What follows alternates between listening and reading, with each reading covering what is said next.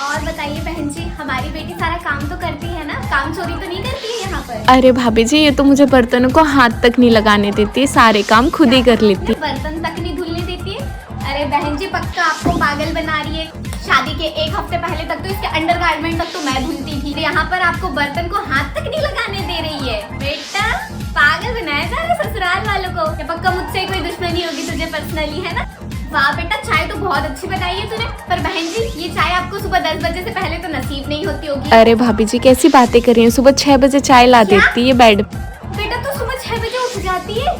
भाभी जी आप मानोगी नहीं मेरी बात, रात के 3-3 बजे तक ये रील स्क्रॉल करती रहती है और यहाँ पर तू सुबह 6 बजे चाय बना के दे रही है। बेटा पक्का तू कोई तो ऐसा नशा कर रही है जो तूने हमें नहीं बताया है। वैसे बहन जी, मन तो नहीं लगता होगा आपके पूरे दिन, क्योंकि फोन चलाने की बहुत गंदी बीमारी है हमारी बेटी को। पूरे दिन भर ऐसे रील स्क्रॉल करती रहती है, फोन में टुकुर टुकुर नेटफ्लिक्स ये सब देखती रहती है। आपके साथ तो टाइम स्पेंड नहीं करती होगी बहन जी, बिल्कुल भी। अरे भाभी जी, कैसी बातें कर रही हैं, पूरे दिन मेरे साथ रहती है और सारे घर का काम करती है और मुझे बिल्कुल अकेला नहीं छोड़ती है। पूरे दिन आपसे बात करती है, आपके साथ टाइम स्पेंड करती, घर का काम करती।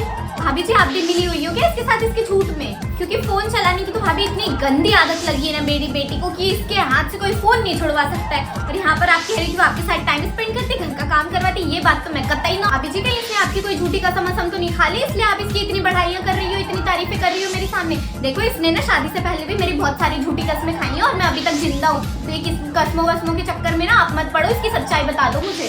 समझिन जी मैं क्या बताऊँ आपको, इसको फोन चलाने की इतनी गंदी बीमारी थी ना कि अगर मैं इसको एक आवाज लगा देती ना तो करके ऐसे मुंह बनाने लगती थी और चिढ़ने लगती थी मुझसे। और यहाँ पर ये आपके साथ टाइम स्पेंड कर रही है, आपके घर के काम कर रही है। बेटा ये कौन से कर्म है मेरे जो मेरे ऊपर उल्टे पड़ रहे थे? समझिन जी मैं आपको बता रही हूँ, मुझे तो शादी करवानी थी इसकी, इसलिए मैंने आपको सच्चाई नहीं बताई। पर इसे ये जो चश्मा चढ़ा है ना फोन चलाने से, रात भर रीलें स्क्रॉल करने की वजह से चढ़ा है, इस सबका बदला लीजिए। भाभी जी जब से आई हैं तब से बुराइयां ही करे जा रही हैं, कुछ तारीफ भी कर दीजिए हमारी बहू की।